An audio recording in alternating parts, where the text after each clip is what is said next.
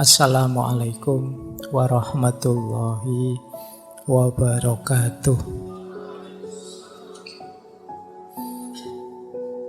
Bismillahirrahmanirrahim. Alhamdulillahi rabbil alamin.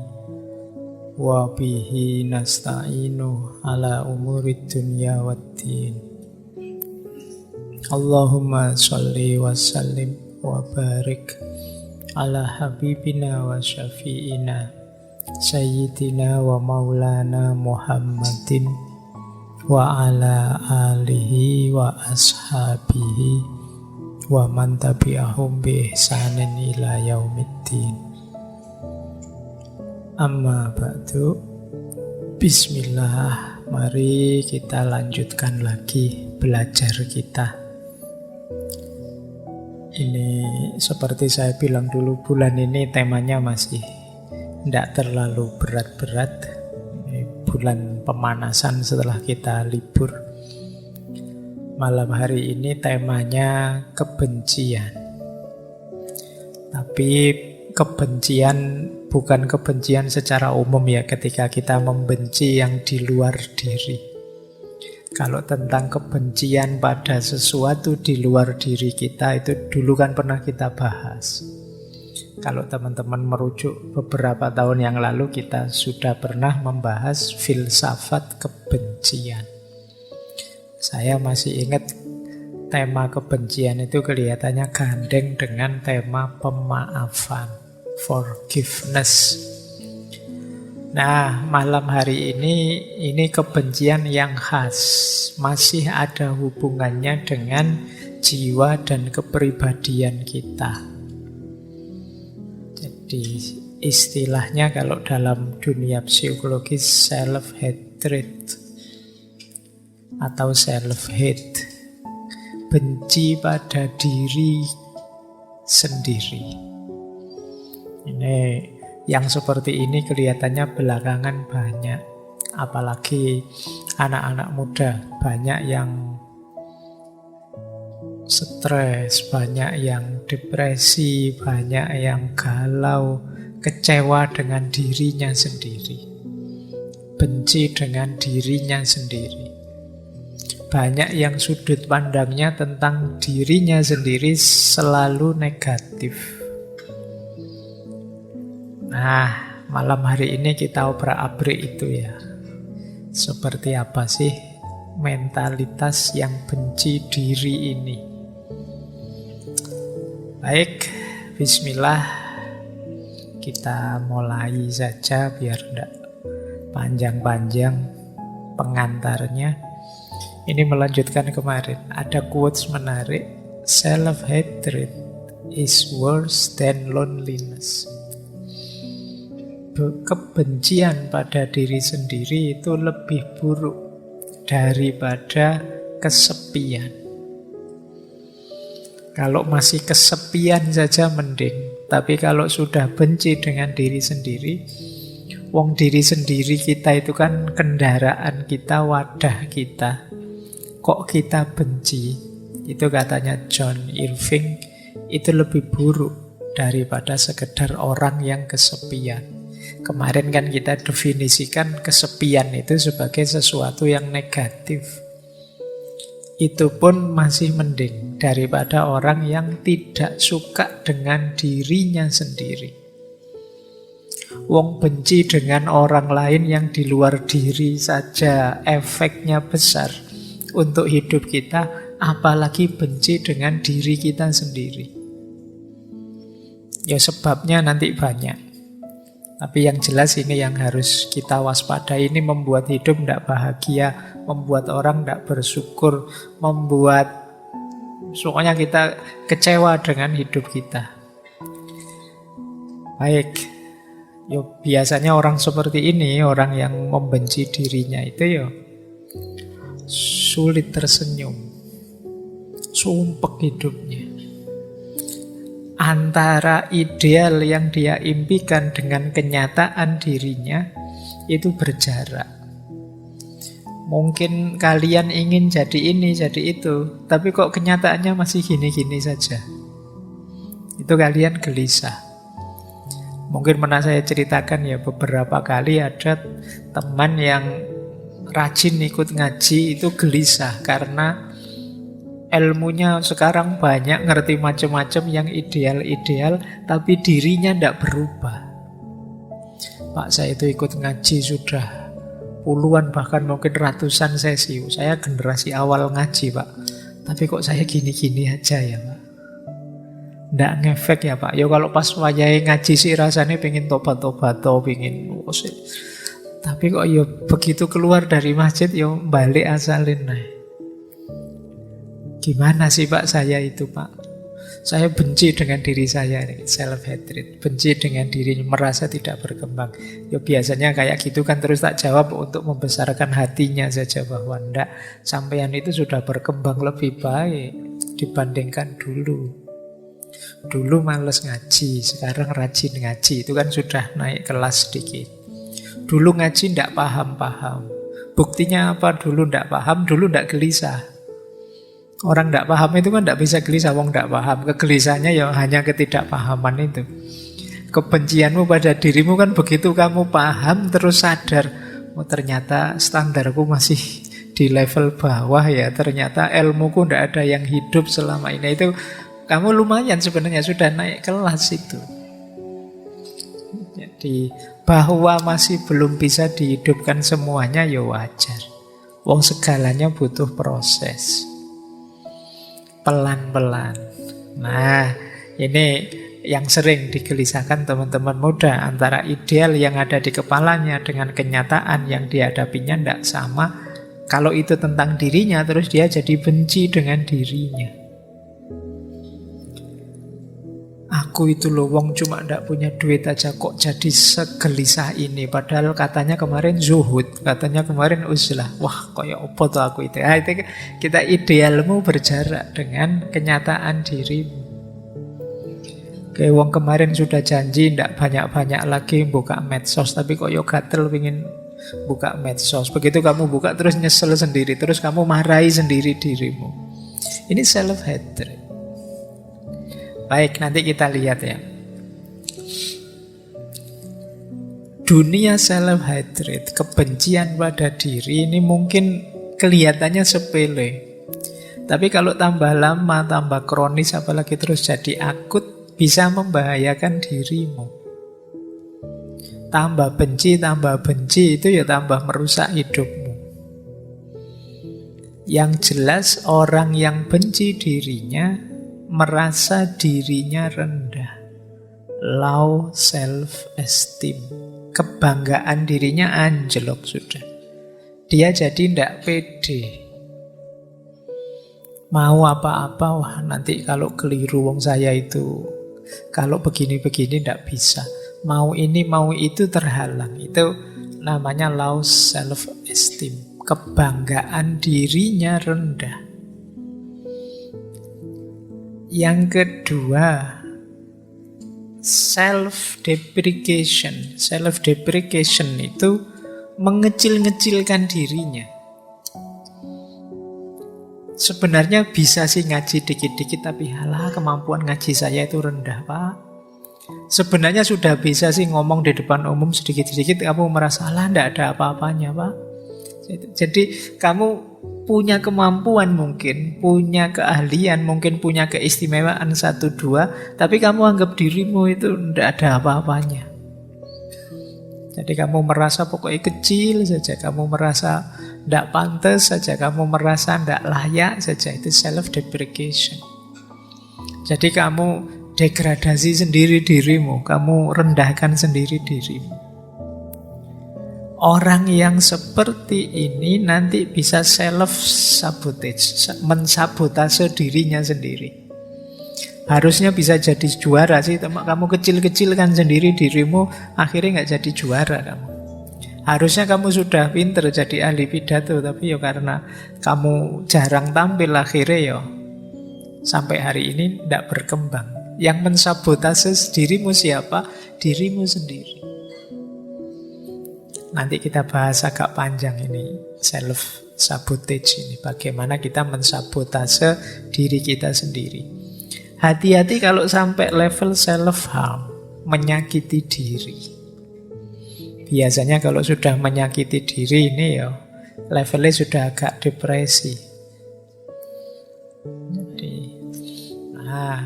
nekat sudah, Mas jangan banyak makan itu, nanti sakit sampean darah tinggi loh, ndak apa-apa, mati yo ben, aku biasanya wis mulai. Iki rotok gawat kalau sudah begitu. Jadi salah ya sudah, rusak ya ben, hancur-hancurlah sekalian. Itu biasanya kalau sedang patah hati begitu. Jadi self harm, menyakiti dirinya sendiri. Ini atmosfernya. Dunia kebencian terhadap diri itu ternyata ya bersinggungan dengan harga diri, nilai diri, sabotase diri, dan juga menyakiti diri sendiri. Ayo ya, kita mulai malam hari ini latihan. Karena model self-hate ini yang seperti saya sebut tadi adalah ciri orang yang hidupnya tidak bahagia. Tidak mungkin dia bersyukur, wong merasa hidupnya berat, dan jadi beban, baik bagi dirinya maupun lingkungan sekelilingnya. Kita lanjutkan. Nanti sebelum filosofinya, kita lihat ciri-cirinya dulu. Ini dulu pernah kita bahas sekilas ketika kita membahas self-love, cinta diri. Malam hari ini lawannya, self-hatred. Orang yang benci diri itu punya beberapa ciri khusus. Yang pertama, selalu melihat negatifnya dirinya. Pokoknya diriku itu apalah wis pokoknya. Sudah tidak ada nilainya. Padahal ada pinternya loh diri ini, tapi kamu lihat wajah saya itu jelek, sing ditonton itu terus. Padahal kamu geser sedikit loh, di balik wajahmu ada otak yang cerdas loh. Kamu tidak bangga, kamu kok sibuk dengan wajah saja. Padahal mungkin wajahmu hanya sempurna sih, cuma ada jerawatnya saja 3 atau 4 itu. Tapi kamu sibuk lihat jerawat itu saja. Lupa banyak nikmatnya Allah yang lain loh di sekujur tubuhmu. Tapi kamu hanya lihat itu. Hidupmu perfect, sempurna. Kurangnya cuma 1, belum punya pasangan, itu saja. Tapi itu kamu koyo-koyo wis arep mlebu neraka itu. Waduh, beratnya hidupku. Cuma itu saja. Jadi selalu melihat negatifnya diri. Itu ciri-ciri self-hatred. Yang kedua, biasanya terus membandingkan diri dengan yang lain, melihat di yang lain sisi positifnya, yang dalam dirimu sisi negatifnya. Sehingga terus muncul iri atau muncul dengki. Enak ya temanku itu males kuliah tapi nilainya bagus-bagus. Kamu bandingkan, saya juga males sebenarnya tapi nilaiku kok jelek ya misalnya. Kamu bandingkan dirimu dengan teman. Hidup selalu dalam perbandingan. Orang Jawa punya pepatah urip itu wang sinawang, saling melihat. Kita selalu saja melihat yang lain lebih dari kita. IP-mu paling tinggi tapi lihat temanmu, enak ya teman-teman itu bisa ngobrol asik, bisa hidup santai, saya kok enggak bisa ya. Nah, ini golongannya self-hatred. Kamu banding-bandingkan terus. Jadi, ojo dibanding-bandingke. Kama kola. Lagu dangdut. Baik. Yang ketiga, tidak percaya diri. Tidak pede. Jadi kamu merasa tidak bisa apa-apa, padahal banyak kebisaanmu. Pokoknya bahasa sederhananya minder. Disuruh apa-apa minder, padahal bisa. Sehingga kadang-kadang ya ketika ketemu momennya yang kamu harus menunjukkan kemampuanmu, akhirnya kamu gugup. Jadinya tidak maksimal. Begitu tidak maksimal, kamu lihat dirimu tambah rendah lagi. Tiba-tiba disuruh ngaji di depan orang banyak. Padahal kamu bisa kok ngaji, itu sudah lancar. Tapi begitu karena kamu minder, akhirnya tidak maksimal. Keluarnya sering salah diingetin orang. Terus kamu tambah drop, tambah minder. Ini hatred mindset, self-hatred mindset. Karena kamu tidak percaya diri, akhirnya kamu tidak maksimal. Ketika kamu tidak maksimal, hasilnya tidak bagus. Ketika hasilnya tidak bagus, kamu tambah benci dirimu sendiri. Padahal kamu jago loh, padahal kamu hebat loh. Misalnya kamu nembak orang lain, nembak pasanganmu mesti langsung diterima. Tapi karena kamu tidak pede, nembaknya ragu-ragu. Akhirnya ditolak, kamu terus tambah tidak pede lagi. Nah, ini self-hatred, siklusnya. Yang keempat, ciri bahwa teman-teman benci dengan diri sendiri apa? Sulit menerima pujian. Wong orang itu sudah jelas-jelas muji kita loh, tapi kita merasa Anda itu mesti basa-basi saja. Ini mesti karena teman sendiri sih, ngomongnya mesti ngono. Coba di belakang ngomongnya mesti beda. Kita sulit dipuji, jadi dipuji orang kalau kita merengut saja, dipuji orang kita mencucu saja. Kok ndak seneng dipuji orang? Itu paling basa-basi, Pak. Itu ndak serius mesti. Ini self-hatred. Padahal mungkin orangnya tulus. Melihat kita mampu terus dia puji. Seandainya toh dia basa-basi, kita kan bisa membaca itu berarti dia menghargaiku, ndak ingin menyakitiku. Di titik itu pun kita kan ndak harus drop, ndak harus anti dengan pujian. Bahwa pujian itu membuat orang terlena, tapi kan kita menolaknya kan tidak harus segitunya. Jangan kok dipuji, wah hari ini kok ganteng sekali mas, kamu basa-basi ya, mau ngomong yang enak saja, yang lainnya ya enggak, ya diterima saja. Jadi sulit menerima pujian. Kemudian merasa bahwa orang-orang itu mesti melihatku semua dan secara negatif. Jadi kalau pas jalan misalnya ada orang nongkrong pinggir jalan, ini lihat aku, mesti lihat aku nih. Bajuku ada yang salah enggak? Terus rambutku ada yang keliru enggak? Pokoknya aku kelihatan pucet enggak? Kamu bingung, merasa orang itu matanya lihat kamu semua. Dan kamu terus merasa kecil, merasa salah apa ya aku? Kurang apa ya aku? Itu padahal orang di pinggir jalan itu kan ya biasa kan ada orang lewat ya dilihat, tapi ya enggak segitunya kok. Wah, mesti perhatian enggak begitu. Ya kayak kalian nongkrong, misalnya kalian yang di pinggir jalan, ada orang lewat kan biasa saja. Ada temanmu lewat ya biasa saja, tapi yang lewat merasa nonton aku ya mesti, ngomong jelek ngerasani ya mesti. Kira kamu gitu curigamu. Jadi pokoknya kamu anggap orang lain itu enggak suka kamu semuanya. Ini self-hatred. Jadi kamu memberi dirimu beban yang sangat berat. Tadi dipuji merasa tidak nyaman, apalagi dikritik. Habis sudah, kalau ada yang kritik itu langit runtuh sudah bagi orang ini. Padahal mungkin kritiknya simpel saja. Mas itu di mulutnya ada nasinya loh. Kamu malunya kayak habis melakukan apa? Biasa saja, ya kritik kecil saja, sederhana saja. Mungkin kadang-kadang ya kritiknya penting, tapi kan orang yang self-hatred ini begitu dikritik, ya dia merasa bahwa dia hidupnya sudah rendah, hidupnya sudah kotor, hidupnya sudah kacau, hidupnya sudah tidak di rel yang seharusnya. Jadi ini berarti kalau teman-teman sering begini ya coba dicek, jangan-jangan ada gejala self-hatred tadi. Jadi kita terlalu benci dengan diri kita, jadi kita waspada dengan diri kita sendiri.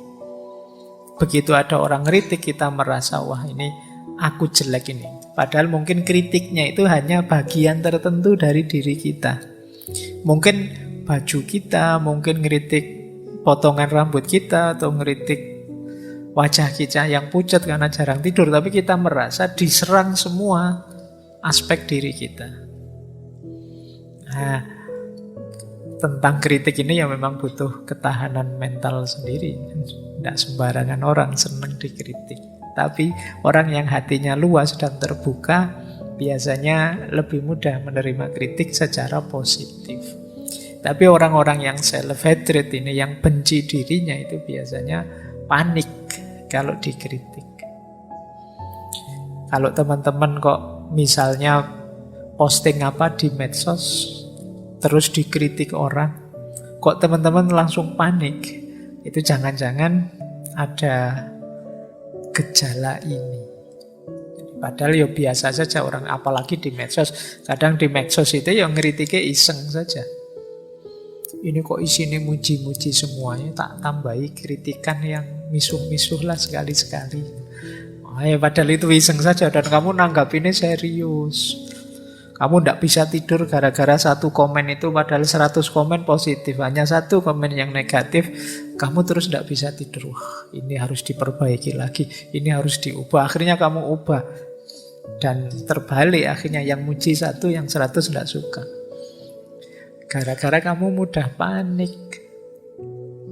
Nah, itu jangan-jangan kita agak self-hatred, benci dengan diri kita sendiri, sehingga salah kecil satu saja kita anggap salah banyak yang besar. Kemudian ada lagi anggapan bahwa aku tidak bisa berhubungan dengan orang lain. Kalau dekat dengan orang lain, jangan-jangan orang lain susah karena aku. Aku tidak betah dekat dengan orang lain. Nah, ini cara berpikir seperti ini ya, kemungkinan ada gejala self-hatred. Benci dengan diri kita sendiri, kita menilai diri kita terlalu rendah. Ini mirip minggu lalu ketika orang agak antisosial. Kalau bergaul, adaptasinya lama. Dia menganggap dirinya susah nyambung dengan orang lain. Ini self-hatred mindset. Bahkan sampai yang terakhir, tidak berani bermimpi macam-macam. Tidak berani bercita-cita tinggi. Cita-citanya apa, Mas? Besok kalau sudah lulus kuliah, tidak tahu saya apa ya saya bisa, apa ya saya mampu, apa ya saya... Ya, kalian kalau jawabannya begini, ada gejala self-hatred. Kalian tidak percaya diri bahwa kalian bisa. Sudah lulus sampai semester 6, sekarang bisa apa? Tidak bisa apa-apa saya itu, Pak. Tidak tahu ini. Itu rada minder gitu. Jangan-jangan kalian benci dengan dirimu sendiri di kadar tertentu.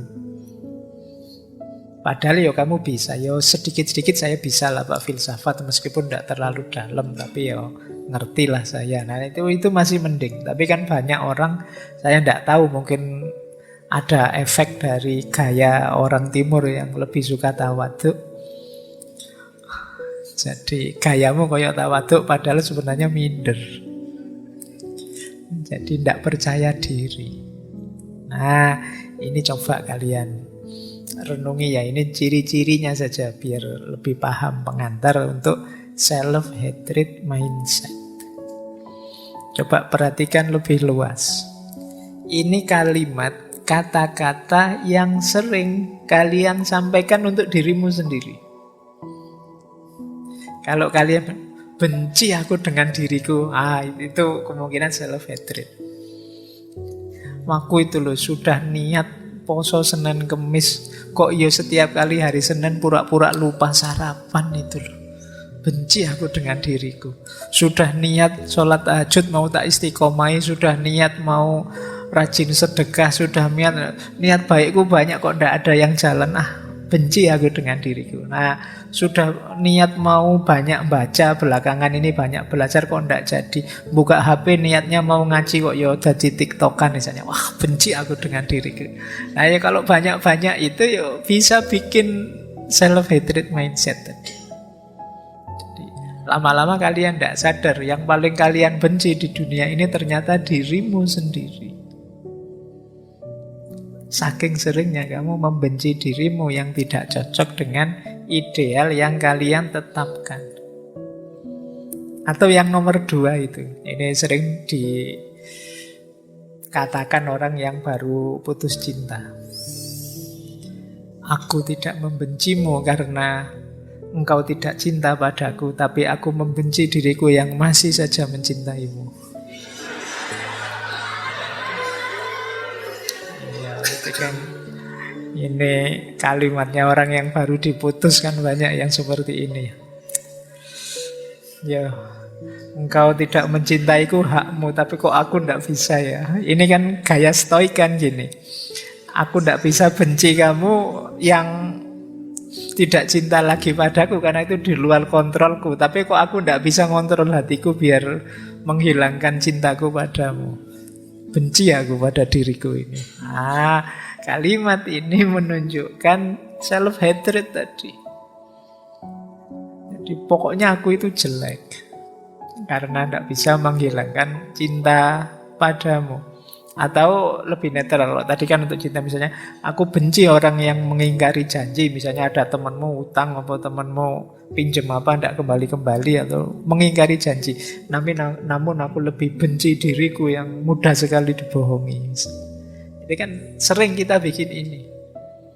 Mungkin muncul karena kita minder, kita takut, kita tidak berani mengekspresikan diri, bilang terang-terangan, aku tidak suka kamu bohong padaku. Tidak berani bilang gitu, cuma bilangnya, aku tidak suka dibohongi, tapi aku lebih tidak suka lagi diriku yang mudah sekali dibohongi. Nah, gaya-gaya kayak gini kan sering kita pakai dalam pergaulan. Selalu menyalahkan diri sendiri.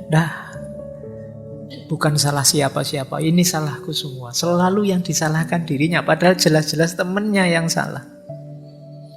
Sandalmu dibawa lari, tidak kembali. Bukumu dipinjem, tidak kembali. Memang salahku. Kok yo tak pinjemin saja. Kok sing salah dirimu? Yang salah temenmu, pinjem tidak dikembalikan. Yang disalahkan dirimu. Ini kalau tidak hati-hati terakumulasi jadi self-hatred. Kamu memandang dirimu sangat kecil. Ada lagi yang bilang misalnya, tidak ada lagi orang yang peduli padaku. Nah, ini juga self-hatred. Dua yang terakhir ini agak tricky maknanya, tapi kalau tidak hati-hati juga jatuhnya bisa self-hatred. Aku kan bukan orang penting. Tidak ada aku toh ya semuanya jalan. Aku tidak hadir juga tidak apa-apa kok, yang lain banyak yang bisa kok. Ini harus hati-hati. Bisa saja jatuhnya mengecilkan diri sendiri. Siapalah aku, misalnya. Misalnya kalian mau ngaji ini, saya tidak datang juga sudah banyak yang datang kok. Dan juga tidak ada yang peduli saya yang datang apa enggak. Loh, bahwa kamu tidak bisa datang tidak apa-apa, tapi tidak usah pakai kalimat yang mengecilkan dirimu. Ngapain? Mbok ya sekali-sekali agak pede, kalau saya nggak datang nggak rame ngajinya. Karena yang biasa rame aku, yang lain tawaduk semua misalnya. Nah, ini biasa saja berpikir nggak harus sambil mengecilkan dirimu. Ya wajarlah sekali-sekali kamu nggak hadir ngaji misalnya, tapi nggak harus dengan mikir aku nggak datang pun acara tetap lancar kok, nggak ada aku pun jalan kok. Dipakai diksi yang lebih positif saja. Atau yang terakhir itu hati-hati juga, itu agak trik itu maksudnya maknanya benar, tapi kalau kita maknai sebagai mengecilkan diri ya bisa melahirkan self-hatred tadi. Misalnya kalau ada orang menghinamu, sadarilah bahwa sebenarnya hinaan itu tidak berarti. Dia hanya tahu sedikit tentangmu. Engkau yang lebih tahu betapa lebih banyak kejelekanmu. Hanya saja aibmu ditutupi oleh Allah. Kan begitu banyak. Ini bagus kalimat ini, kesadaran betapa Allah itu sayang dengan kita, menutupi aib-aib kita. Tapi kalau dimaknai sebagai mengecilkan diri, bahwa aku itu jelek, aku itu jahat, aku itu buruknya luar biasa, ini nanti bisa melahirkan self-hatred. Orang yang tidak bersyukur. Jadi ini kan kalimat yang sehari-hari sering kita pakai, yang kita tidak sadar membentuk kepribadian benci diri. Ya orang yang membenci dirinya ya tentu saja sulit berkembang, sulit maju, sulit mencapai sesuatu. Wong dia tidak percaya dengan dirinya. Menganggap dirinya tidak capable, tidak mampu, layak dibenci. Maka ayo latihan pelan-pelan untuk tidak mudah jatuh pada self-hatred. Benci pada diri sendiri. Apalagi banyak prinsip-prinsip yang kalau salah memaknai bisa jatuh negativitas. Misalnya quotes ini. Kalau engkau mempercayai, engkau akan terbunuh. Trust gets you killed. Kalau engkau mencintai, engkau akan tersakiti. Kalau engkau apa adanya, engkau akan dibenci. Oh, ini quotes ini mungkin kadang-kadang kita pakai. Jangan mencintai, nanti kamu tersakiti loh. Kamu hidupmu jangan apa adanya, nanti kamu dibenci orang. Jangan banyak percaya, nanti kamu dikhianati loh. Ini kan kalimat-kalimat yang membuat kita mundur, membuat kita takut maju. Jadi akhirnya ya kita hidupnya defensif. Padahal kan hidup yang defensif itu kan tidak enak. Kayak sepak bola itu kan kalau bertahan saja kan kita nontonnya tidak enak. Sepak bola kok parkir bis, kan kita sering begitu. Maka hidupmu ya jangan parkir bis. Jadi kamu takut ngomong karena khawatir salah. Kamu takut maju karena khawatir jatuh. Kamu takut mencintai karena khawatir disakiti.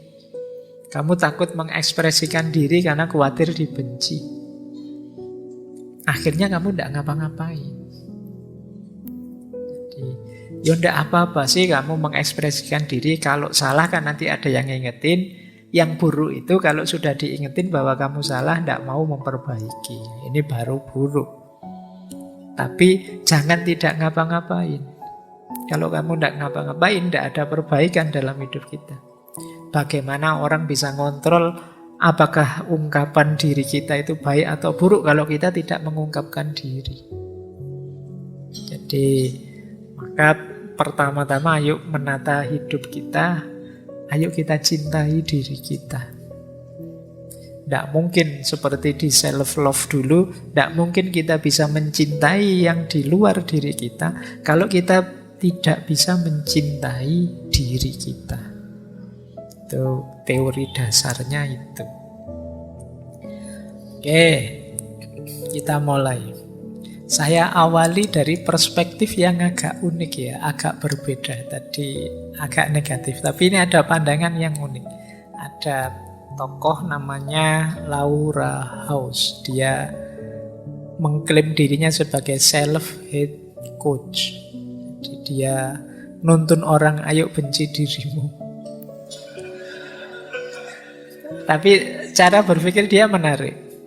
Kata dia begini, secara naluriah, kalau bahasa agamanya fitrah, tapi fitrah yang negatif. Kalau seperti Al-Quran itu kan juga banyak menyebut ada beberapa ciri dasar manusia yang negatif. Misalnya khuliqa halu'a, manusia itu tukang mengeluh, manusia itu zoluman jahula, sangat zolim dan sangat bodoh. Ini kan penciri negatifnya manusia.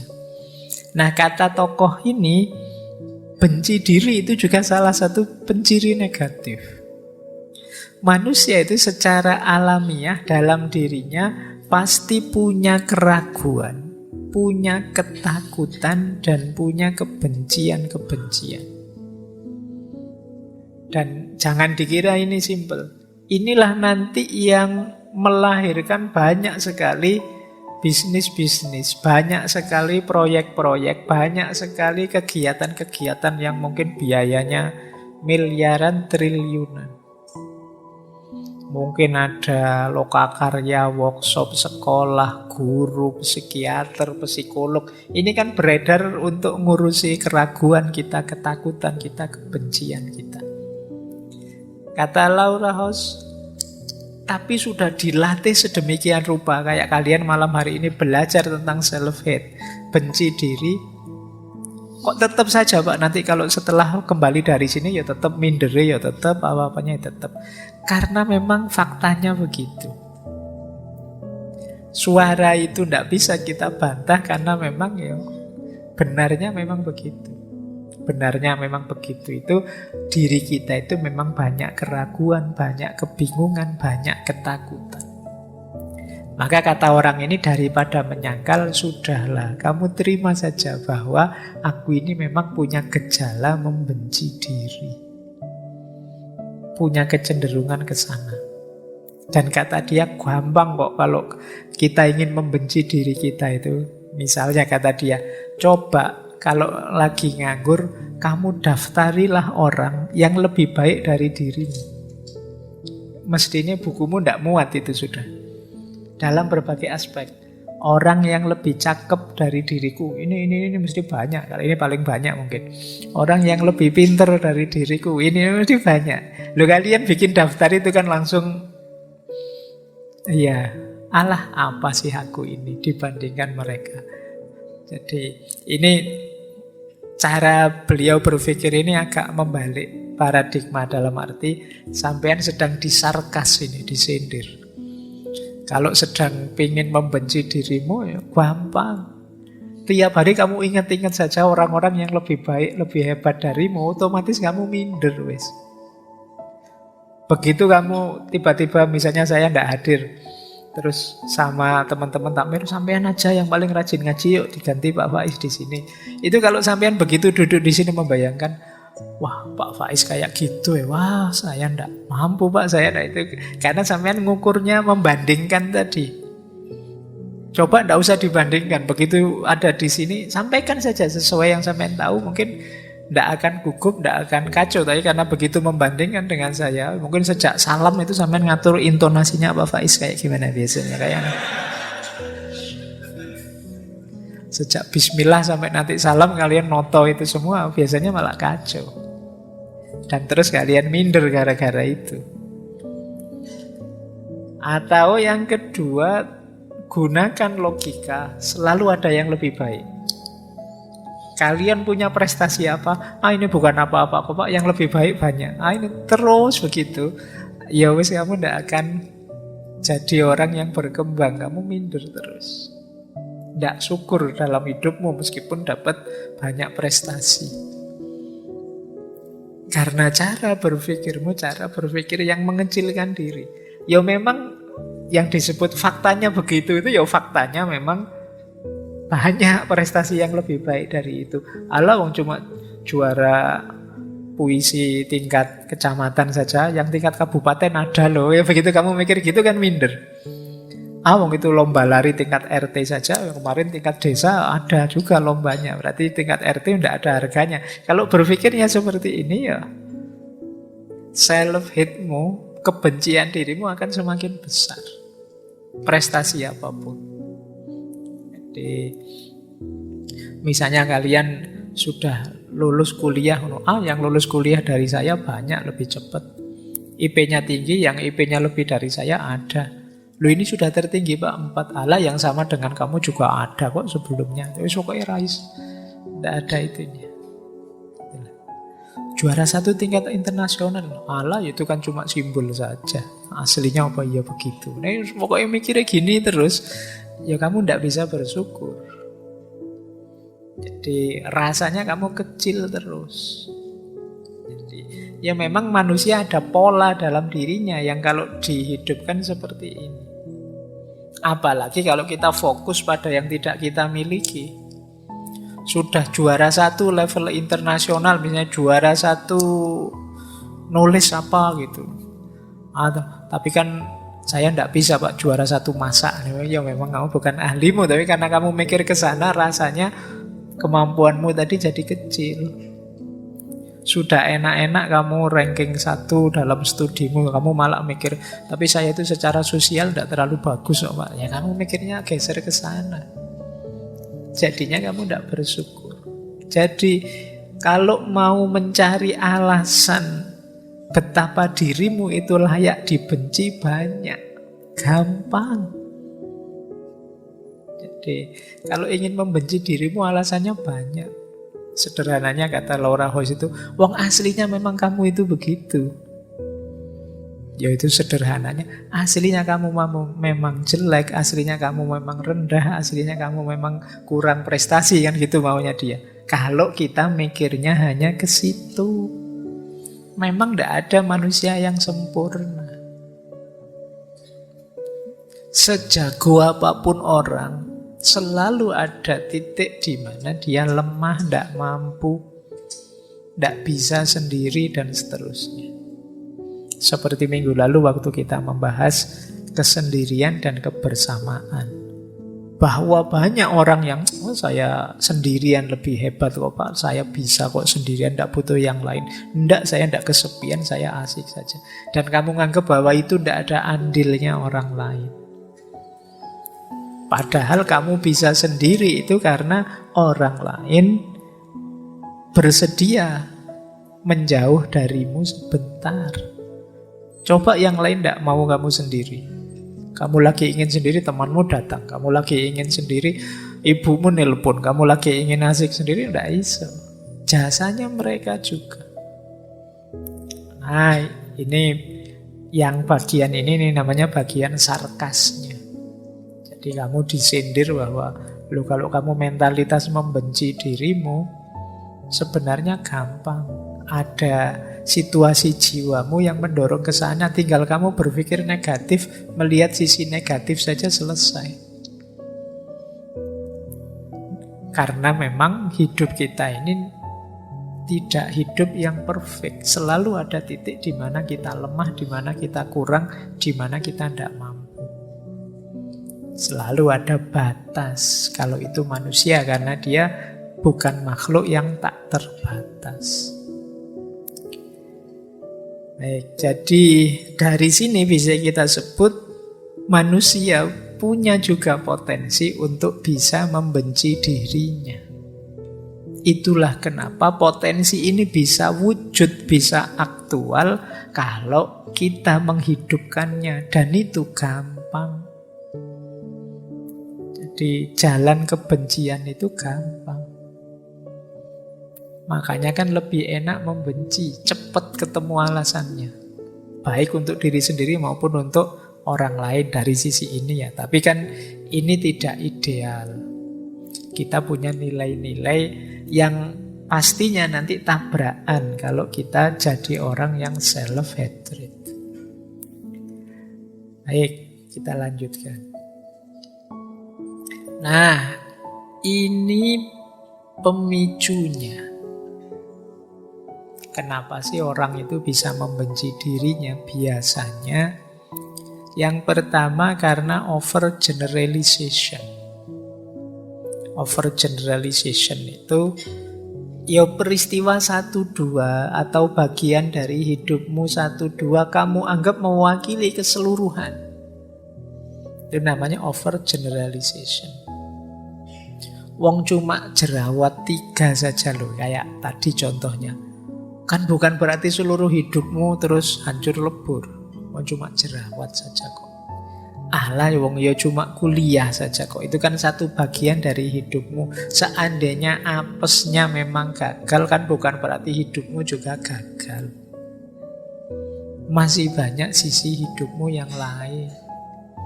Alah wong cuma urusan pasangan hidupmu, sementara belum dapat ndak apa-apa. Kan bukan berarti terus masa depanmu gelap hanya gara-gara itu.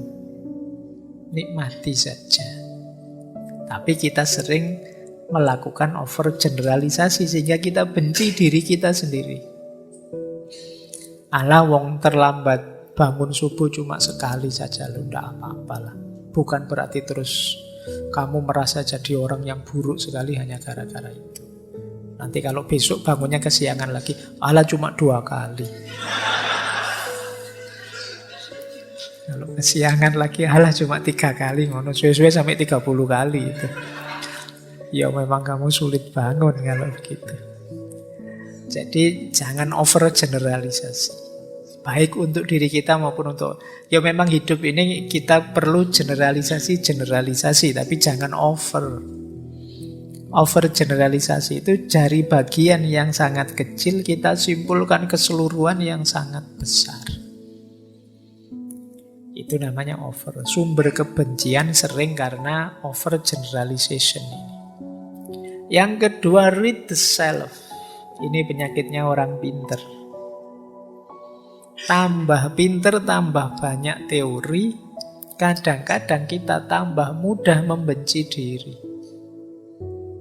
Kemarin mungkin belajar filsafat ngerti teori macam-macam kan, stoikisme, absurdisme, eksistensialisme, terus membaca diri kita.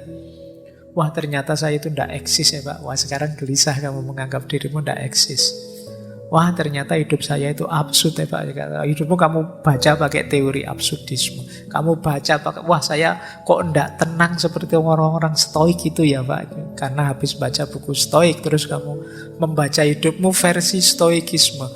Dan akhirnya kamu stres sendiri gara-gara itu. Saya kok tidak bisa setenang itu ya Pak. Saya kok tidak bisa stabil itu ya Pak. Bukan berarti teorinya jelek, tapi kamu menganggap teori itu secara keseluruhan mutlak menjadi ideal hidupmu yang ingin kamu jalankan sepenuhnya. Sementara hidup kita ini dinamis, variabelnya tidak selalu pas dengan teorinya. Akhirnya ketika tidak bisa begitu, terus kita stres. Habis belajar tasawuf terus, wah kok saya tidak bisa Pak, seikhlas para sufi itu, kadoan. Dan kamu stres, benci dirimu gara-gara itu. Habis baca, ada seorang wali yang tiap malam sholatnya ratusan rakaat. Oh, kamu langsung shock, waduh, saya apa ya mampu ya, sholat isya saja kadang-kadang kelewatan. Beliau ratusan rakaat, begitu mikir seperti ini kan kamu langsung drop. Karena teori itu kamu telan mentah-mentah untuk hidupmu. Nah ini namanya read the self. Kamu membaca dirimu dengan satu teori, ternyata teorinya tidak masuk dalam hidupmu dan kamu kecewa dengan dirimu. Aku kok tidak seagresif para eksistensialis ya. Aku kok tidak setenang para stoik ya. Aku kok tidak sekritis para filosof poststruktural, postmodern ya. Aku tidak, ayo mungkin. Bukan berarti idealmu salah, tapi kamu juga harus realistis. Betapapun teori itu ya tidak selalu 100% bisa masuk dalam hidup kita. Seandainya memang cocok pun kan perlu waktu, perlu adaptasi. Tidak mungkin bisa langsung. Tidak mungkin tiba-tiba baca teorinya stoikisme. Kalau engkau tidak menerima disakiti, tidak mungkin orang lain bisa menyakiti. Itu kamu, saya belajar kayak gini kok tidak sukses-sukses ya Pak. Saya ingin nolak untuk tidak sakit, tapi tetap sakit ya Pak. Iya ya, tidak mungkin bisa seketika. Ya pelan-pelan ada prosesnya. Jadi ini akar kedua, read the self. Yang ketiga, salah paham tentang emosi kita. Jadi istilahnya emotional reasoning. Emotional reasoning itu kalau kita merasa tidak enak, kita anggap oh berarti memang realitasnya tidak enak. Kalau kita kecewa, kita anggap realitasnya mesti jelek. Kalau kita, ini emosi kita. Padahal emosi kita itu kan tidak bisa jadi patokan. Kalau pas kita lagi sensitif, orang ngomong biasa kita tersinggung. Tapi kalau pas lagi luas hatinya, lagi senang, lagi gembira, bahwa orang maki-maki kita ketawa saja. Itu emosi. Nah, kita sering berpatokan pada emosi. Kalau kita emosi itu kan orang WA biasa-biasa kita membacanya pakai emosi. Misalnya, Mbok, kamu kalau bangun tepat waktu. Itu kalau kita hati kita tidak enak, bad mood, baca kayak gitu ya mungkin jawabannya ngapain kamu ngurusi hidupku. Bisa begitu. Tapi kalau hatimu sedang enak, diingatkan begitu, wah terima kasih sudah diingetin, saya usahakan deh. Jadi hatimu sedang enak, maka emosimu jangan jadikan ukuran. Kalau dijadikan ukuran ya kita sering salah paham, tadi salah persepsi. Akhirnya membenci diri kita. Istilahnya emotional listening. Memang ada beda antara kenyataan dengan emosi kita. Yang ini tidak selalu sama. Pak, kalau saya sedang berinteraksi dengan orang kan harusnya gembira Pak, ceria. Kok saya tidak bisa begitu ya Pak?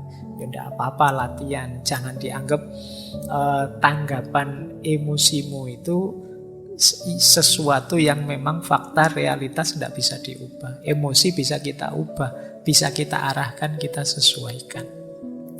Yang keempat, customization. Customization itu kita berpikirnya linear 1 tambah 1 2, padahal tidak sesimpel itu. Misalnya saya agak pusing atau agak bingung, wah saya bingung ini mesti karena itu tadi, padahal mungkin sebabnya banyak. Saya hanya menyimpulkan dari yang paling dekat saja. Setelah ketemu kamu ini, nasibku jadi jelek sekali, misalnya. Nah, ini namanya satu variabel kita jadikan kambing hitam. Ini terus kita biasanya ya kalau di customization self-hate ini ya kambing hitamnya diri kita sendiri.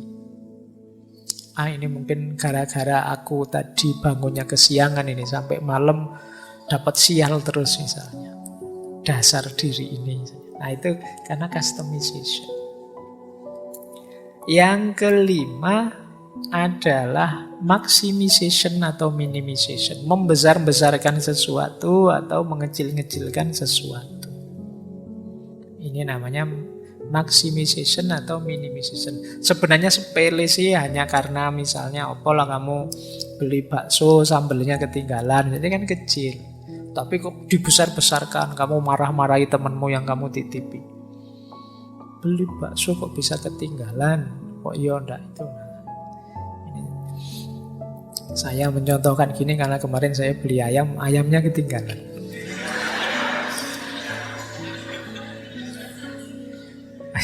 Sampai rumah hanya nasinya saja. Jadi iki ayam ini di masuk urip neh, terus melayu. Jadi ya ndak apa-apa ya. Ndak harus dibesar-besarkan, ya beli lagi saja. Nah, kadang-kadang kita begitu urusan gitu aja kok terus jadi besar, menyangkut macam-macam, menyinggung macam-macam, ndak usah. Sering itu kalau kita besar-besarkan jadi self-hatred tadi. Wah, berarti aku ini sudah tua, sudah tambah pikun, ini tambah bodoh, ini tambah indah begitu. Biasa saja, wong cuma salah kecil gitu aja kok. Atau yang besar dikecil-kecilkan, itu juga tidak sehat.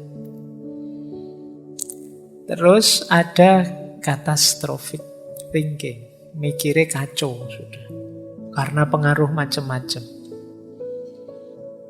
Ya, di situ saya contohkan ibu-ibu atau kadang-kadang kita sendiri lah yang sering saya contohkan itu. Mungkin karena teman-teman sering baca artikel-artikel kesehatan misalnya, atau baca artikel, itu mempengaruhi cara berpikir kita. Nanti baru pusing sedikit saja, waduh stroke ini mesti.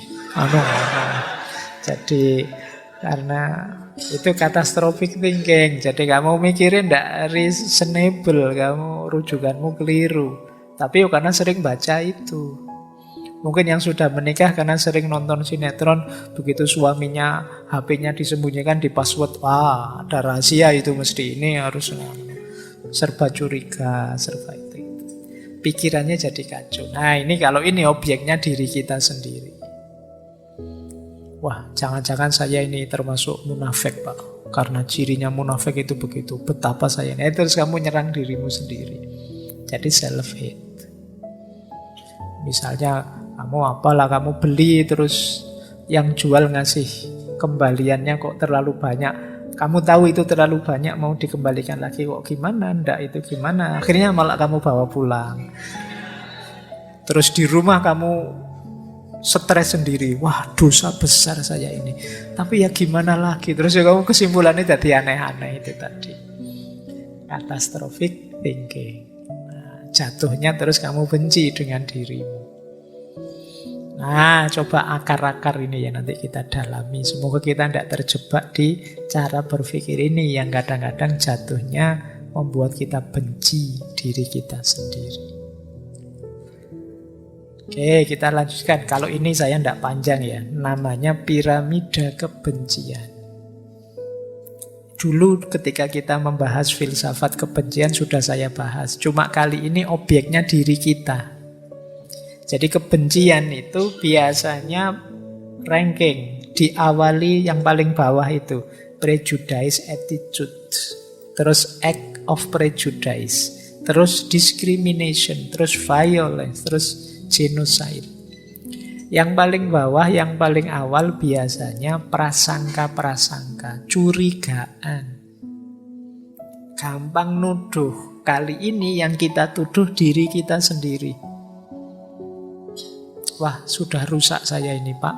Wah, saya ini pikiran saya kotor, Pak. Saya itu misalnya. Wah, itu menuduh dirinya sendiri. Setelah menuduh, act of prejudice. Act of prejudice itu kamu melakukan tindakan, aktivitas, perilaku menyesuaikan dengan prasangkamu tadi. Kayak tadi misalnya, saya itu pikiran saya kotor, Pak. Ya sudah, ayo tobat ke masjid. Nggak usah, Pak, saya kalau ke masjid itu nanti mengotori yang lain. Saya itu, itu padune males itu. Jadi act of prejudice itu kamu melakukan tindakan aktivitas sesuai dengan prasangkamu. Misalnya kalau ini kepada orang lain, orang yang kamu tuduh, wah kamu orang kelompok ini ya, nah, kamu perlakukan dia sesuai persangkaanmu. Itu act of prejudice. Kemudian biasanya lahirnya discrimination. Kalau untuk kasus self-hate, benci diri, discrimination itu seperti tadi. Kamu kecil-kecilkan dirimu, kamu singkir-singkirkan dirimu.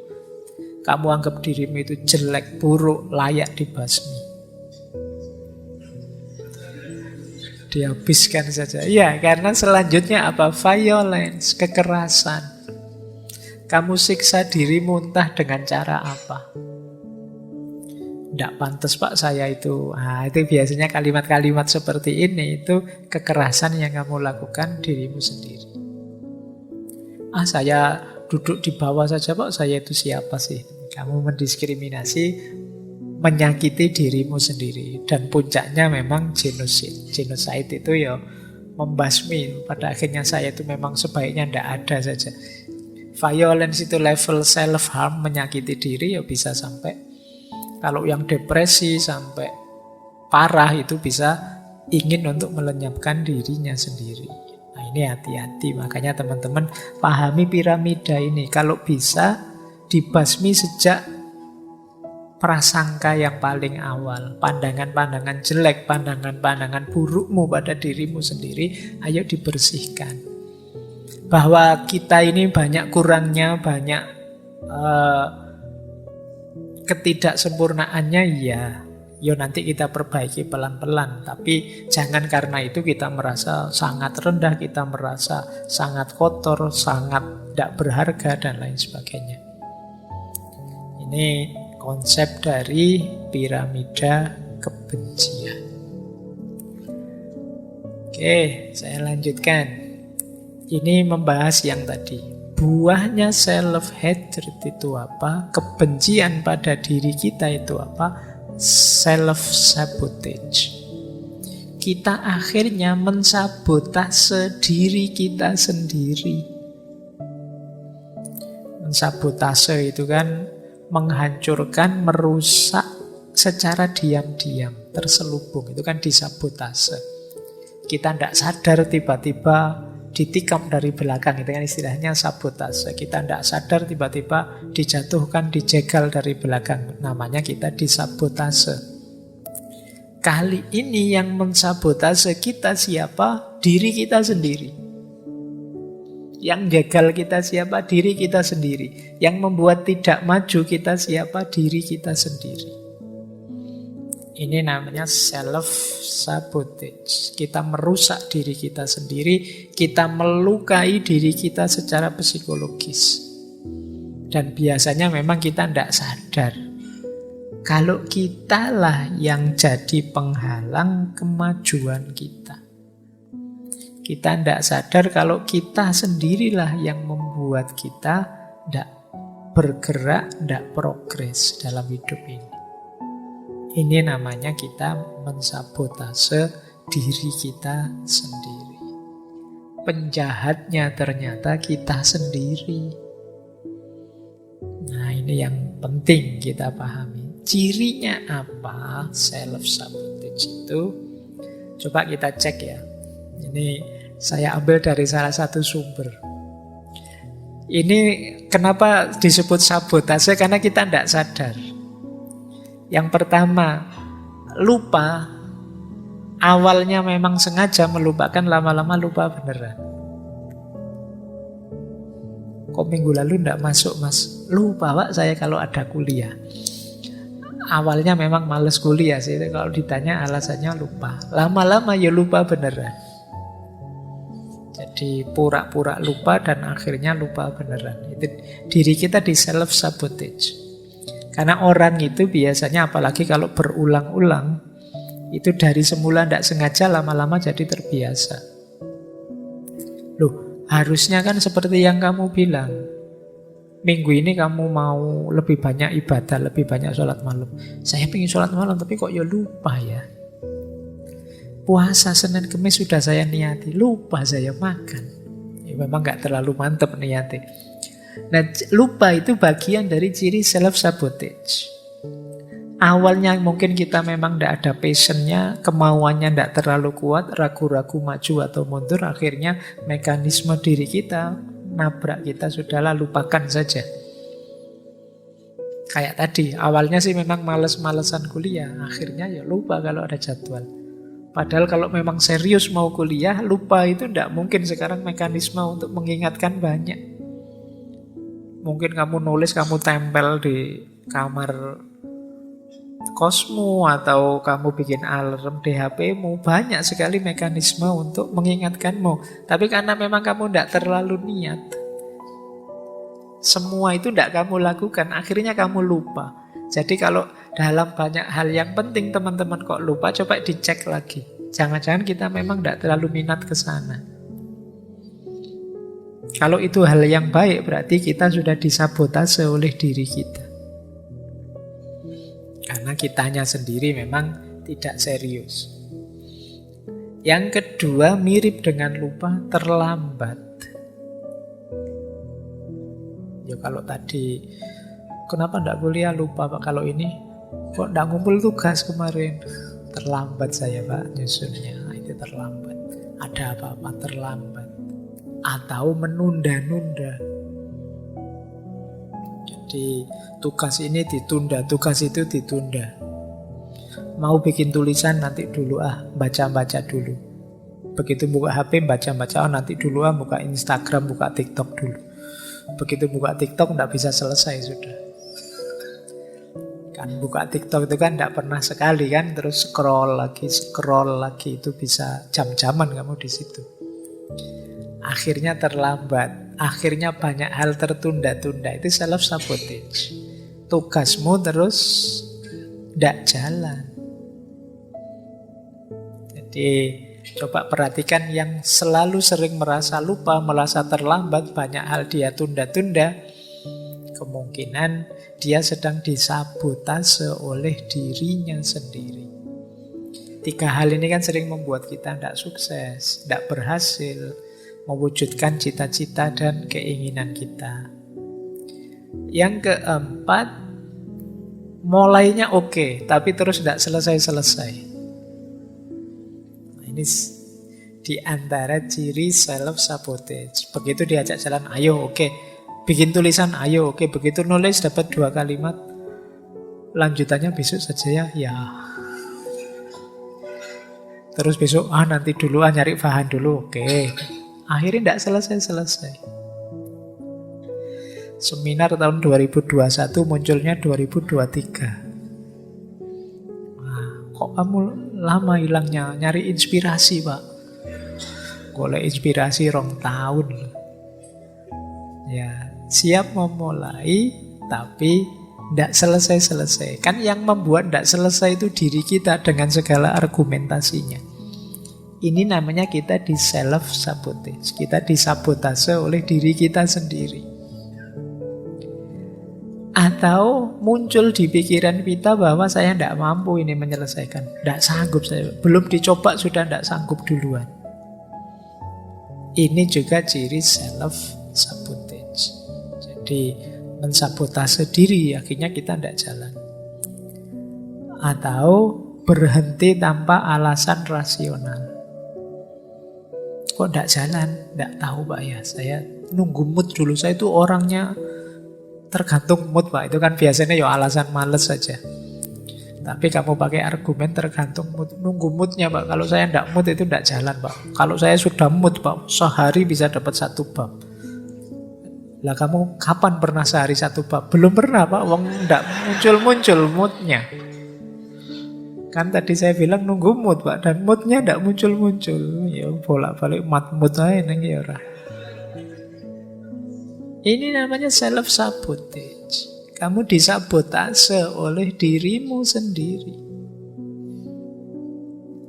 Kenapa begitu? Kamu tidak percaya diri. Kamu tidak mantap dengan dirimu. Yo, akhirnya kamu dibajak oleh dirimu sendiri. Nah, coba perhatikan kalimat-kalimat itu. Itu bagian dari kesadaran diri yang negatif. Aku tidak mampu, aku tidak layak sukses, aku tidak bisa melakukan itu, aku tidak pantas mendapatkan itu. Kalau aku coba, mesti aku gagal. Ini kesadaran diri yang negatif. Bagian dari, kalau kita mengucapkan kalimat ini, sebenarnya kita sedang membajak diri kita sendiri. Akhirnya tidak jalan, tujuan, cita-cita, keinginan kita tidak wujud. Ya meskipun kita merasa Pak, saya kok rasanya kemampuan saya tidak seperti yang saya harapkan, tapi kamu merasa bisa, ya jalan saja. Kayak acara zaman dulu itu loh, yang di TV zaman dulu, saya tidak tahu teman-teman pernah lihat enggak? Benteng Takeshi. Nah, itu kan seru itu. Yo, sudah ngerti mau kejelungup kan, aku bisa. Terus lari meskipun terus jungkel masuk tapi tidak apa-apa, semangatnya kan bagus, lari sambil teriak-teriak gitu. Nah, jadi itu kan optimal upayanya. Kalau sejak awal sudah, saya bisa apa enggak ya, saya mampu apa enggak ya, ya setengah hati kamu, setengah jalan. Jadi jangan biarkan dirimu membajak dirimu sendiri, sehingga kamu tidak maju-maju. Ada saja, kalau alasan itu ada saja pokoknya. Kamu bisa bikin 1001 alasan untuk keminderanmu, ketidakpercayaan dirimu. Mulai dari alasan biasa sampai alasan religius bisa kamu buat. Tapi kamu tidak bisa membohongi dirimu, sebenarnya kamu sedang lari, kamu sedang menghindar dari dirimu sendiri. Ini ciri dari self-hate. Orang yang benci dirinya. Bisa saja kamu membohongi banyak orang dengan argumenmu, atau kamu tutupi dengan apa. Tapi dirimu sendiri tidak bisa bohong bahwa kamu sedang mengebiri dirimu sendiri. Kamu sedang membajak dirimu sendiri. Baik, kita lanjutkan. Nah, ini loh kehancuran yang dihasilkan dari self-sabotage tadi, pembajaan diri tadi. Jadi orang yang berpikirnya negatif, ya nanti hidupnya pasti negatif. Ketika gaya hidupnya negatif, ya dia tidak mampu mencapai tujuan hidupnya. Banyak target-target tidak jalan. Ketika target-target tidak jalan, dia merasa jatuh namanya, rusak reputasinya. Dia merasa kecil, merasa tidak bernilai. Dari situ mungkin muncul rasa malu, rasa bad mood, rasa marah, dan lain sebagainya. Akhirnya self-esteem-nya rendah. Dia tidak percaya diri, dia merasa tidak berharga. berpikir yang negatif tentang dirinya, akhirnya tidak sukses. Ketika tidak sukses, dia merasa tidak berharga. Dari rasa tidak berharga itulah dia terus malu, dia terus bad mood, dia terus marah-marah dan lain sebagainya. Dan puncaknya merasa bersalah, stres, depresi, frustasi. Jadi yang rusak akhirnya diri kita sendiri. Jadi ini rute kebencian terhadap diri itu ya efeknya besar. Maka teman-teman ya tadi sih sebenarnya cuma sederhana. Misalnya menunda-nunda saja, males-malesan saja, melupakan ini, melupakan itu, atau merasa tidak mampu dan lain sebagainya. Tapi efeknya ternyata besar untuk konstruksi hidup kita. Kan tadi bahkan sampai ya depresi, frustasi puncaknya. Mungkin yang level tidak terlalu dalam bisa rasa malu. Atau seandainya tidak malu ya bad mood. Atau jadi agresif. Kerjaannya marah-marah terus, sensitif. Temennya ngomong apa, dia tanggapannya apa. Ada temennya senyum atau temennya ketawa tentang apa, dia itu mesti menertawakan aku itu. Mesti menertawakan kegagalanku itu. Ada temennya ngobrol berdua, itu mesti ghibah itu ngomong aku itu mesti. Ngomongannya, kamu sensitif. Jadi dosennya ngajar di depan kelas, ini dosen kok lihat aku terus, mungkin nganggap aku bodoh apa gimana sih? Kamu jadi sensi. Jadi maka yuk kita hati-hati ya, jangan sampai kita membajak diri kita sendiri. Nah, cara menaklukkannya kemudian bagaimana? Kalau ini agak panjang prosesnya.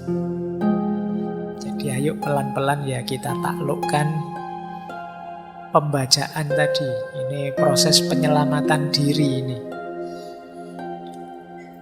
Yang pertama apa?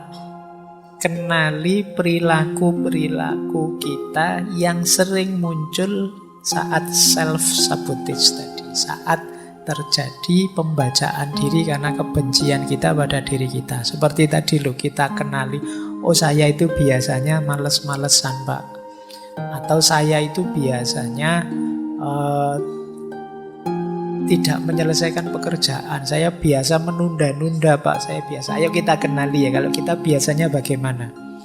Perilaku kita yang seperti apa yang membajak diri kita.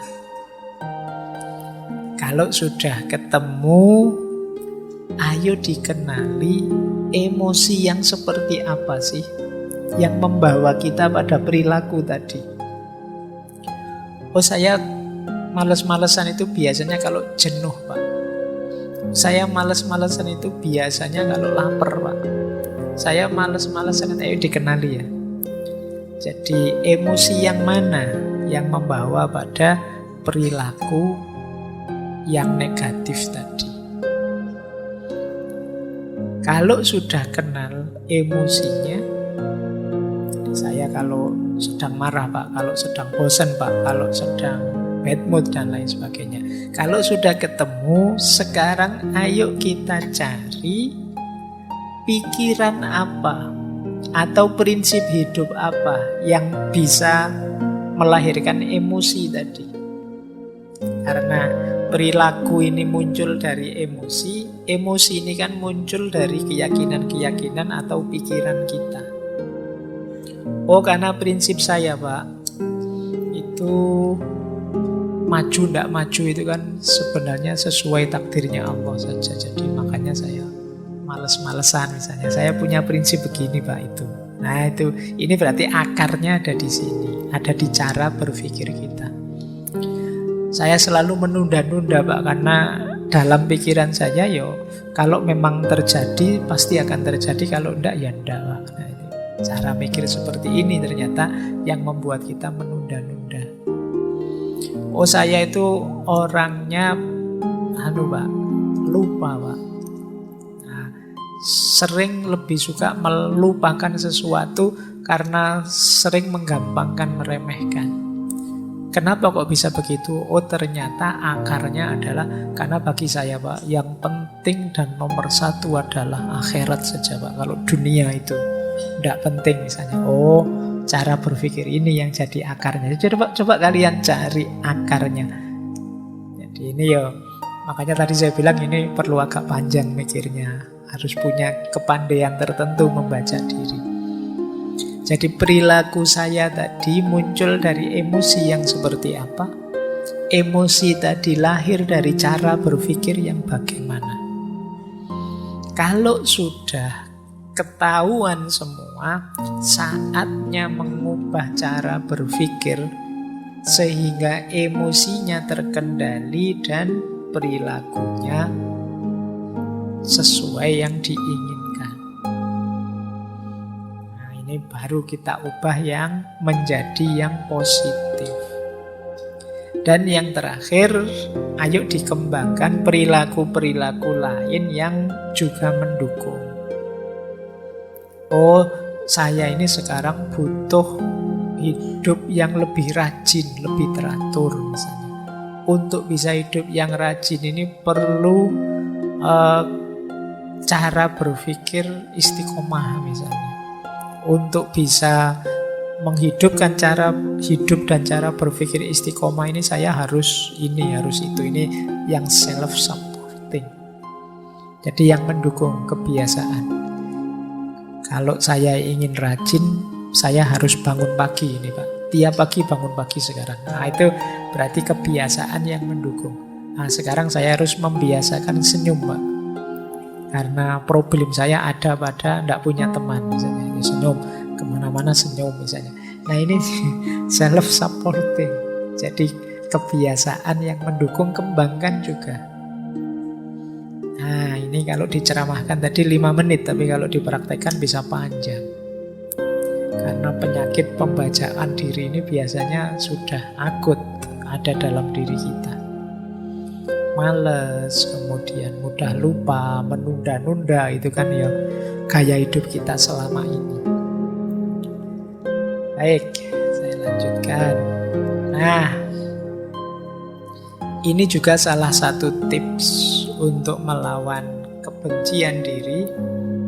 Jadi membenci diri itu nanti harus diganti dengan self-worth. Self-worth itu merasa diri berharga.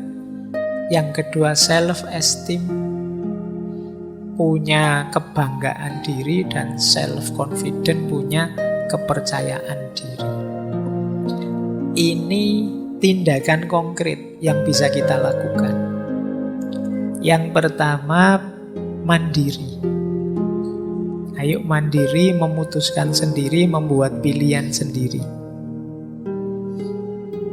Kita biasakan hidup yang mandiri. Karena dengan menyelesaikan masalah sendiri, memutuskan sendiri, nanti muncul kebanggaan pada diri kita. Ternyata aku bisa juga ya. Ternyata aku mampu juga ya. Dan itu menguatkan diri kita. Nambah rasa cinta kita pada diri kita sendiri. Yang kedua, jangan enggan untuk menerima tanggung jawab. Ini akan melatih kita bangga dengan diri kita. Ternyata bisa saya jadi ketua ini, ketua itu. Ternyata saya bisa jadi panitia ini, panitia itu, meskipun bagian seksi apalah gitu. Jadi ini namanya siap menerima tanggung jawab. Coba lah, enggak apa-apa, ambil tanggung jawab apa kecil-kecilan. Mungkin bagian marketing apa itu, atau bagian pembantu apa itu. Coba ambil tanggung jawab. Pak, saya untuk ngaji filsafat ini saya bagian noto gelas ya, saya pokoknya tahu. Atau kelihatannya ada yang di depan bagian noto sandal ya, nah itu bisa. Atau saya ini melatih kebanggaan diri. Biar kamu sadar bahwa kamu bisa. Di kamar kos ini, kita kan satu kamar berdua. Saya yang bertanggung jawab menyalakan lampu misalnya. Jadi kalau masuk kamar saya bagian nyalain lampu, kamu bagian ngepel, nyapu dan jadi ya ya sampai naik dhewe golek sing enak. Jadi ini namanya melatih diri. Jadi melahirkan rasa bangga, merasa berharga. Saya itu orang, meskipun saya biasa-biasa gini Pak, saya itu cukup bernilai loh Pak. Prestasimu apa? Loh saya itu bertahun-tahun bagian nyalain lampu di kamar itu. Tidak ada yang seistiqomah saya menyalakan lampu misalnya. Loh itu kan kebanggaan. Jadi siap menerima tanggung jawab dan bangga dengan prestasi. Saya bangga saya bisa ini, saya bangga saya bisa itu. Kemudian suka dengan tantangan baru. Nambah tantangan, kita bisa menaklukkan, kita tambah bangga dengan diri kita. Kemudian bisa tertawa, bisa nangis, mau teriak kalau memang jengkel, dan kalau memang ingin sayang ya bilang sayang. Kalau memang itu spontan saja, tidak usah terlalu. Ini melatih kepekaan diri. Orang itu yang benci dirinya, orang minder itu mau tertawa saja mikir, saya mau ketawa ini lucu banget ini, tapi jangan-jangan temanku tersinggung, atau jangan-jangan tidak situ ketawa.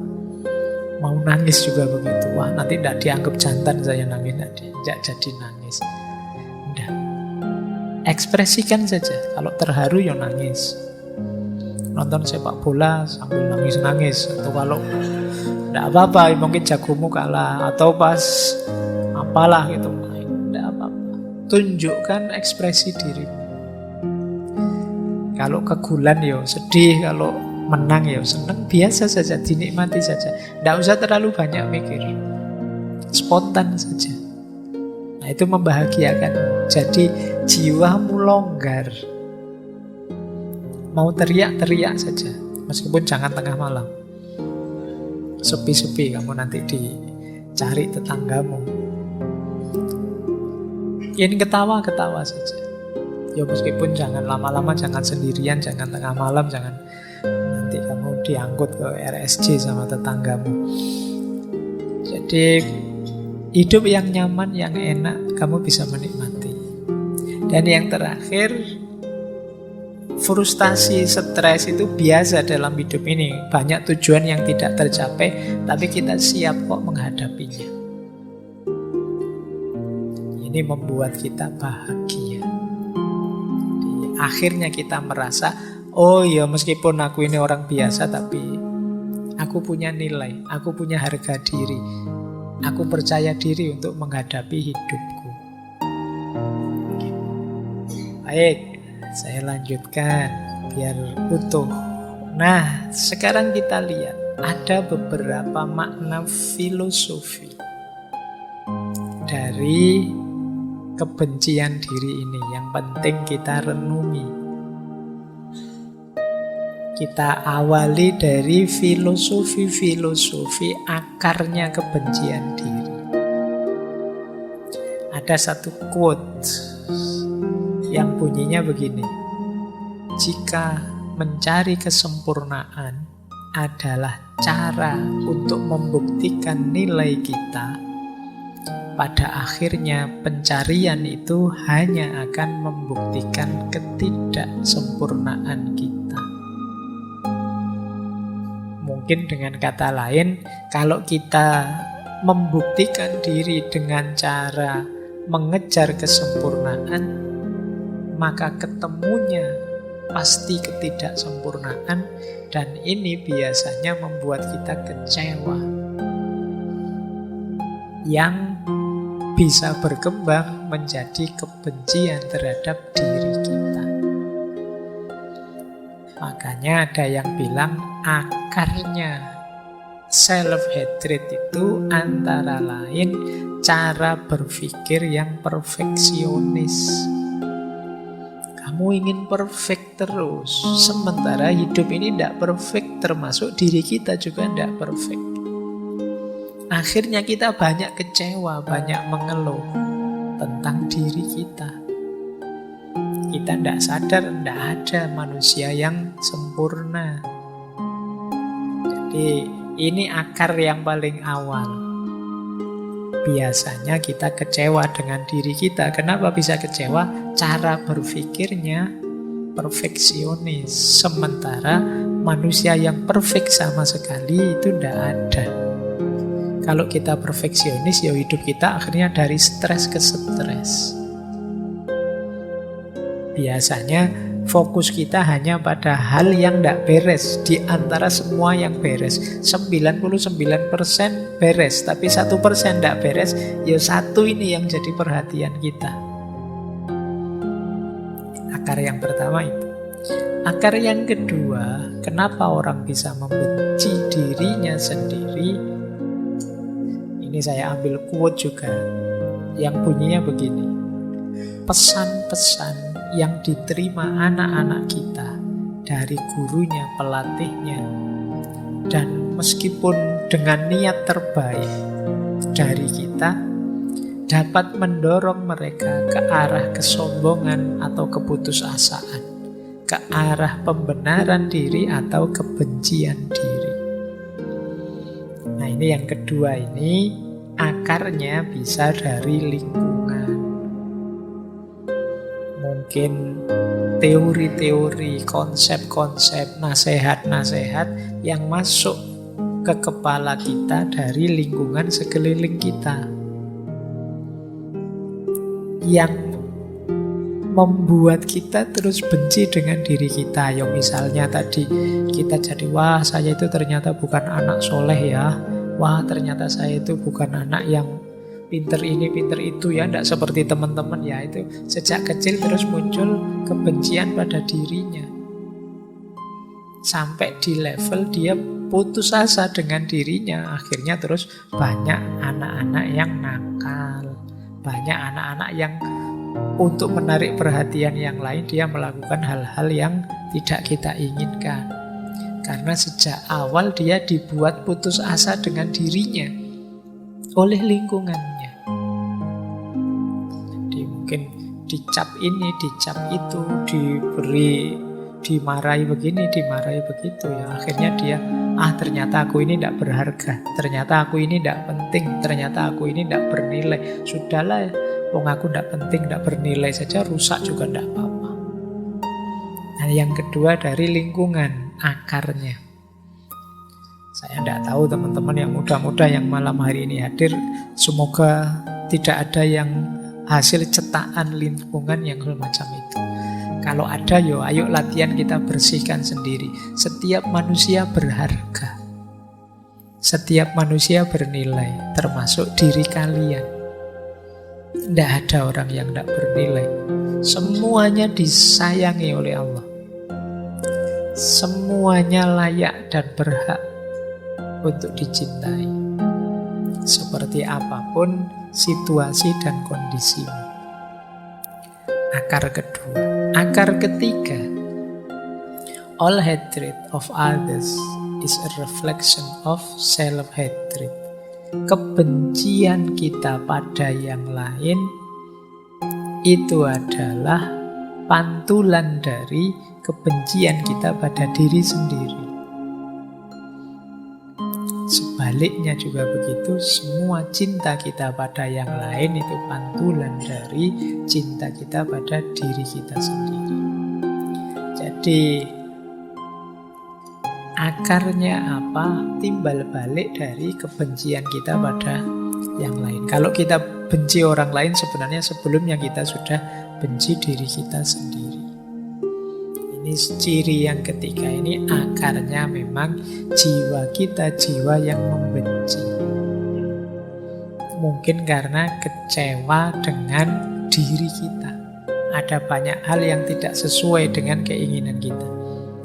Akar yang keempat, tidak memaafkan diri sendiri sering menjadi akar dari kebencian diri yang ekstrim dan menjadi penghambat yang intens. Hampir tidak mungkin untuk benar-benar memulai kembali ketika kita merasa tidak dapat memaafkan. Jadi ayo kita bisalah memaafkan diri. Ya memang kita kadang-kadang keliru, kadang-kadang salah, kadang-kadang pilihan kita meleset. Tapi kan bukan berarti tidak bisa dimaafkan. Ya maafkanlah. Mungkin kalian kalau ingat salah-salah yang dulu, rasa malu yang dulu, mungkin pernah nyontek ketahuan, mungkin pernah pokoknya yang menyakitkan di masa lalu, maafkanlah. Terimalah fakta itu, akuilah, maafkanlah. Ya tentu saja kalau memungkinkan perbaikilah. Banyak orang yang lari dari dirinya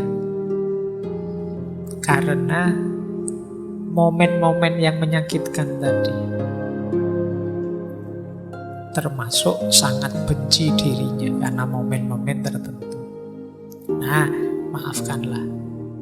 Wong kita untuk orang lain saja direkomendasikan untuk dimaafkan. Banyak di antara kita yang tidak bisa memaafkan dirinya sendiri. Tiap hari kerjaannya memarahi dirinya sendiri.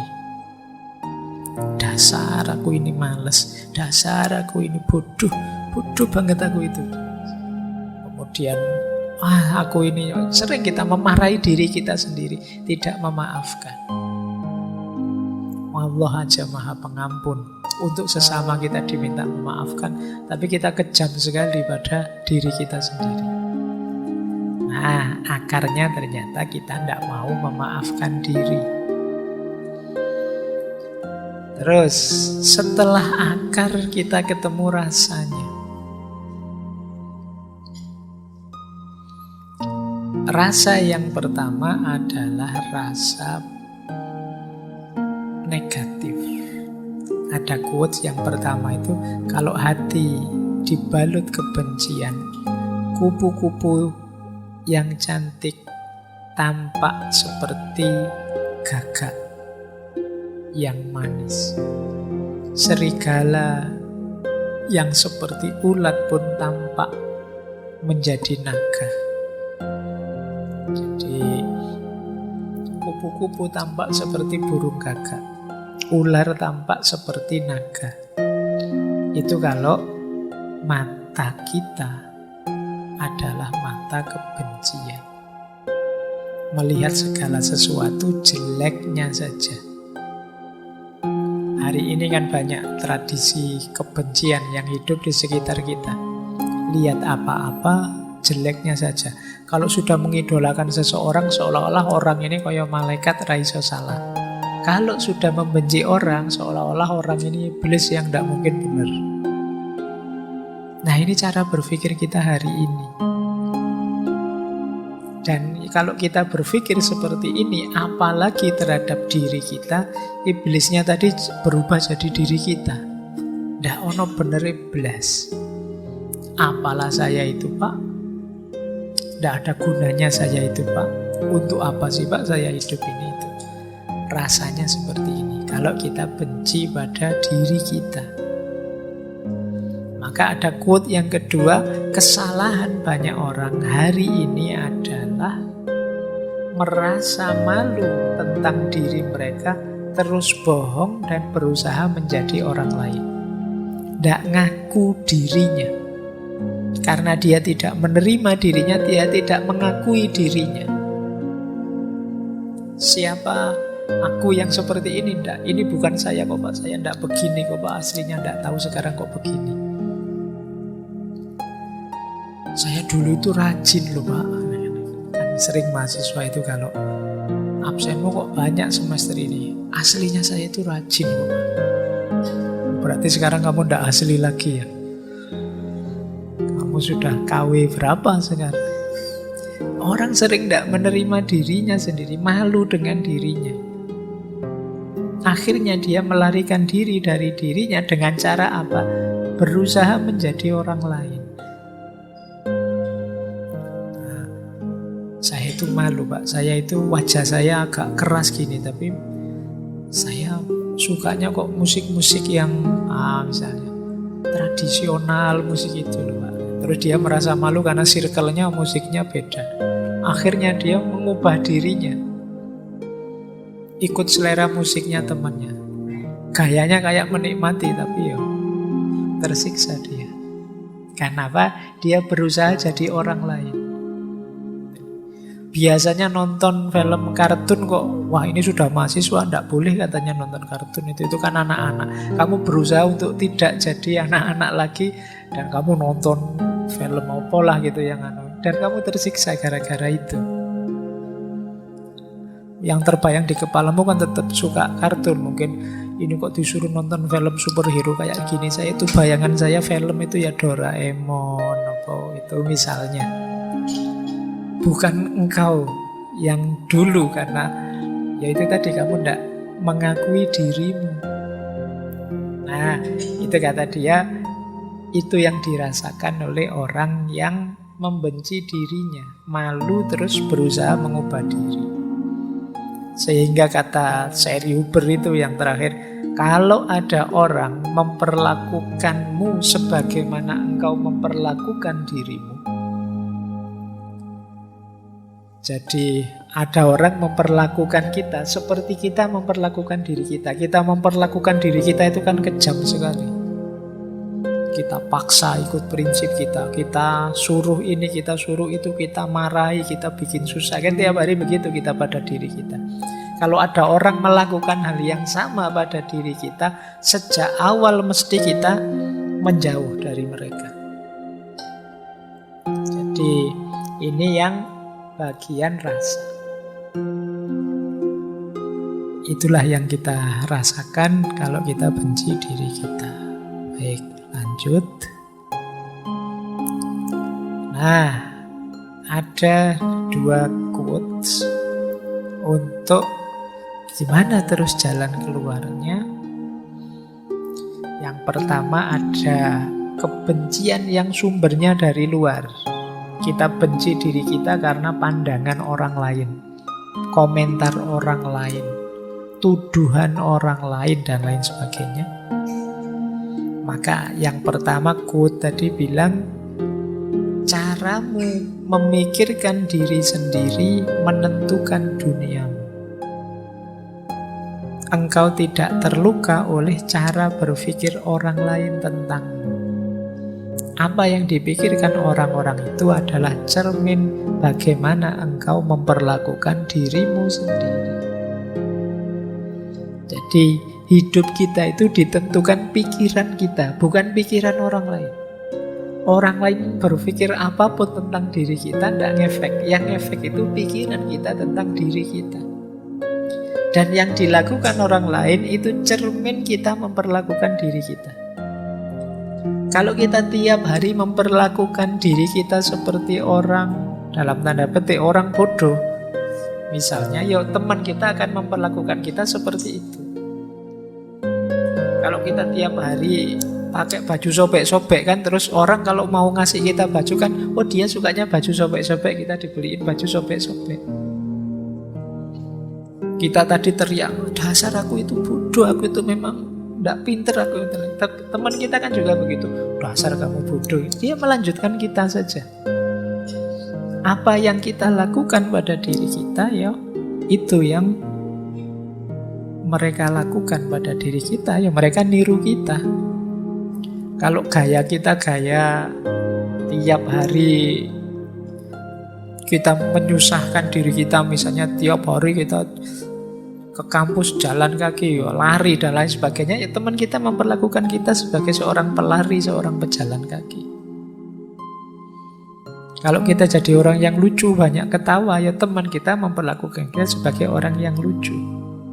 Jadi treatment kita pada diri kita, ya imbasnya treatment orang lain pada diri kita. Jadi yang awal ya kita, bukan orang lain. Jadi jangan disalahkan orang lain. Kita sendiri yang merancangnya begitu. Terus, nah makanya terakhir Mabel Iku itu menasehati kita, yuk kalau bisa yuk berteman dengan diri kita sendiri. Sejak tadi kan kita benci terus dengan diri kita. Masa enggak bisa sih berteman dengan diri kita? Nanti pulang dari sini boleh nyari kaca di kamar itu terus, wah kamu temanku ya, kamu baik-baik ya, ngono. Tapi sendirian saja, jangan ada orang. Nanti kalau ada orang kamu dianggap iki waras apa ndak anak ini. Coba kamu ajak ngobrol temenmu tadi, dirimu sendiri. Maunya apa sih, senengnya gimana sih, asiknya gimana sih, biar akrab. Karena kemarin-kemarin kita banyak sekali tema untuk menyadari diri, mengenali diri. Yaitu sederhananya kita berteman dengan diri kita pahami dia, kita cari apa maunya, kita selidiki bentuk yang dia inginkan dalam hidup ini dan lain sebagainya. Sehingga kita bisa, oh ternyata aku ini tersiksa kalau begini, nyaman kalau begitu. Nah, itu terus kalian bisa membahagiakan dia. Membahagiakan dia berarti membahagiakan dirimu sendiri.